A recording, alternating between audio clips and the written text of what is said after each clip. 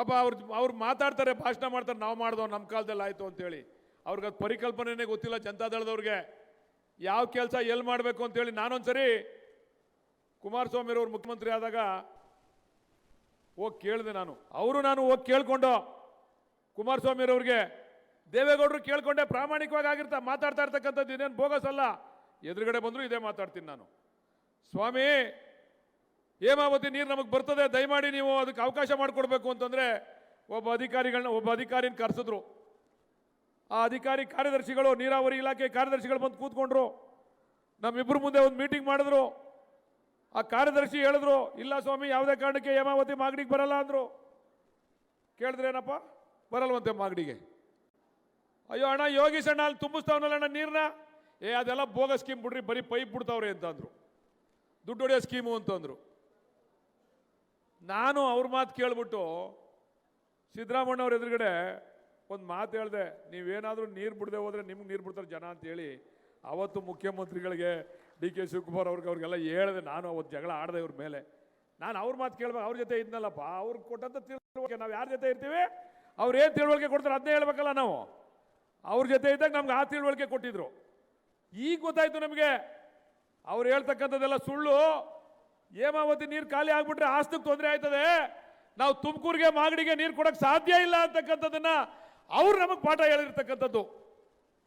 ಅದರಿಂದ ದೇವೇಗೌಡರು ಒಂದ್ಸರಿ ನಮ್ಮ ಇದಕ್ಕೆ ಬಂದಿದ್ರು, ರಥೋತ್ಸವಕ್ಕೆ. ನಮ್ಮ ಮಾಧ್ಯಮದವ್ರು ಕೇಳಿದ್ರು, ಇವರೆಲ್ಲ ಇಲ್ಲೇ ಅವರ ಮಾಧ್ಯಮದವರು, ಈ ನಮ್ಮ ಮಾಗಡಿ ರಂಗನಾಥ ಸ್ವಾಮಿ ತೇರು ಎಳೆಯೋದಕ್ಕೆ ಬಂದಿದ್ರು.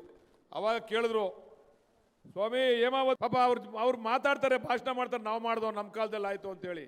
ಅವ್ರಿಗೆ ಅದು ಪರಿಕಲ್ಪನೆನೇ ಗೊತ್ತಿಲ್ಲ ಜನತಾದಳದವ್ರಿಗೆ, ಯಾವ ಕೆಲಸ ಎಲ್ಲಿ ಮಾಡಬೇಕು ಅಂತೇಳಿ. ನಾನೊಂದ್ಸರಿ ಕುಮಾರಸ್ವಾಮಿರವ್ರು ಮುಖ್ಯಮಂತ್ರಿ ಆದಾಗ ಹೋಗಿ ಕೇಳಿದೆ, ನಾನು ಹೋಗಿ ಕೇಳ್ಕೊಂಡು ಕುಮಾರಸ್ವಾಮಿರವ್ರಿಗೆ, ದೇವೇಗೌಡರು ಕೇಳ್ಕೊಂಡೆ, ಪ್ರಾಮಾಣಿಕವಾಗಿ ಮಾತಾಡ್ತಾ ಇರ್ತಕ್ಕಂಥದ್ದು ಇದೇನು ಬೋಗಸ್ ಅಲ್ಲ.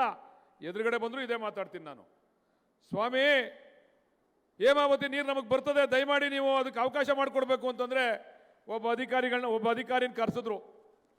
ಆ ಅಧಿಕಾರಿ ಕಾರ್ಯದರ್ಶಿಗಳು, ನೀರಾವರಿ ಇಲಾಖೆ ಕಾರ್ಯದರ್ಶಿಗಳು ಬಂದು ಕೂತ್ಕೊಂಡ್ರು. ನಮ್ಮಿಬ್ಬರು ಮುಂದೆ ಒಂದು ಮೀಟಿಂಗ್ ಮಾಡಿದ್ರು. ಆ ಕಾರ್ಯದರ್ಶಿ ಹೇಳಿದ್ರು, ಇಲ್ಲ ಸ್ವಾಮಿ, ಯಾವುದೇ ಕಾರಣಕ್ಕೆ ಹೇಮಾವತಿ ಮಾಗಡಿಗೆ ಬರಲ್ಲ ಅಂದರು. ಕೇಳಿದ್ರೇನಪ್ಪ, ಬರಲ್ವಂತೆ ಮಾಗಡಿಗೆ. ಅಯ್ಯೋ ಅಣ್ಣ, ಯೋಗೀಶ್ ಅಣ್ಣ ಅಲ್ಲಿ ತುಂಬಿಸ್ತಾವನಲ್ಲ ಅಣ್ಣ ನೀರನ್ನ, ಅದೆಲ್ಲ ಬೋಗ ಸ್ಕೀಮ್ ಬಿಡ್ರಿ, ಬರೀ ಪೈಪ್ ಬಿಡ್ತಾವ್ರೆ ಅಂತಂದ್ರು. ದುಡ್ಡು ಹೊಡೆಯೋ ಸ್ಕೀಮು ಅಂತಂದ್ರು. ನಾನು ಅವ್ರ ಮಾತು ಕೇಳ್ಬಿಟ್ಟು ಸಿದ್ದರಾಮಣ್ಣವ್ರ ಎದುರುಗಡೆ ಒಂದು ಮಾತು ಹೇಳಿದೆ, ನೀವೇನಾದರೂ ನೀರು ಬಿಡದೆ ಹೋದರೆ ನಿಮ್ಗೆ ನೀರು ಬಿಡ್ತಾರೆ ಜನ ಅಂತೇಳಿ.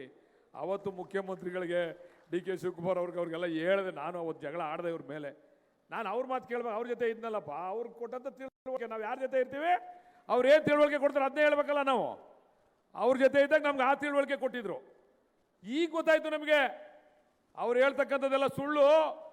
ಹೇಮಾವತಿ ನೀರು ಖಾಲಿ ಆಗ್ಬಿಟ್ರೆ ಆಸ್ತಿಗೆ ತೊಂದರೆ ಆಯ್ತದೆ, ನಾವು ತುಮಕೂರಿಗೆ ಮಾಗಡಿಗೆ ನೀರು ಕೊಡಕ್ಕೆ ಸಾಧ್ಯ ಇಲ್ಲ ಅಂತಕ್ಕಂಥದ್ದನ್ನ ಅವ್ರು ನಮಗೆ ಪಾಠ ಹೇಳಿರ್ತಕ್ಕಂಥದ್ದು.